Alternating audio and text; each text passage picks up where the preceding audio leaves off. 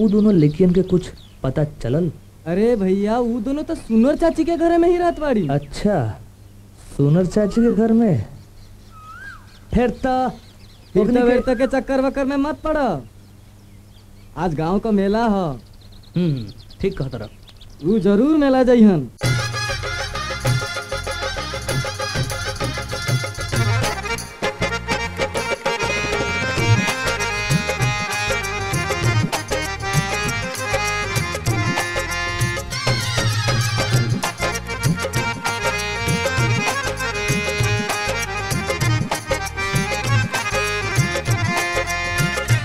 चल चले के आलोता एही जा पब्लिक को दी धोखा। चल चले के आलोता एही जा पब्लिक को दी धोखा। चल अखिया मिला के सलाह करे के मन करता तुझसे बियाह करे के। मन करता तुझसे बियाह करे के। अच्छा?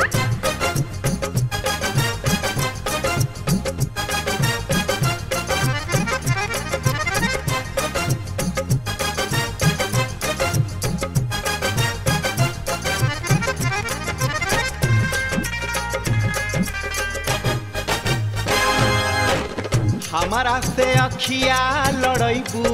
पगलाइल बाड़ो का? हमारा से अलगा में बतियैबू। ना मनबो। हमारा के आपन बनैबू। कहिया ले हम के सतैबू। मुंह देखा। का तू पैबू हो दिलवा हमार तोड़ी के। चल भाग चली घरवा दुआर छोड़ी के। का तू पैबू हो दिलवा हमार तोड़ी के। चल भाग चली घरवा दुआर छोड़ी के। एह दुनिया के नाही परवाह करे के। अच्छा? मन करता तुझसे बियाह करे के। मन करता तुझसे बियाह करे के। सुना ना? चल हटा।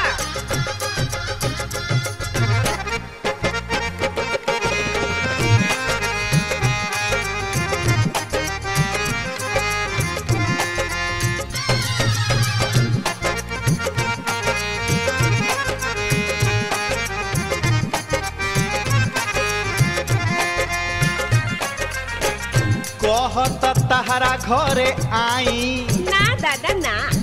बाबू से तहरा बतियाई का? ना ना। सुन पंडित से पतरा देखाई। लगन के दिनवा धराई। ढेर बढ़ता रहो। आओ अखिया लड़ा के एक्सीडेंट कोई जाओ। साथ जिए मरे के एग्रीमेंट कोई जाओ। आओ अखिया लड़ा के एक्सीडेंट कोई जाओ। साथ जिए मरे के एग्रीमेंट कोई जाओ। पाड़ा लठेर बा। बाचल दुनिया में कुछ न चाह करे के। मन करता तुझसे बियाह करके। मन करता तुझसे बियाह करके। ला ला ला ला ला ला ला ला ला ला ला ला ला ला ला ला ला ला जा जा। पारा पारा पा पा पारा पा पा पा पारा रा। भगला की ना। पा पा पारा पा पा पा पारा रा।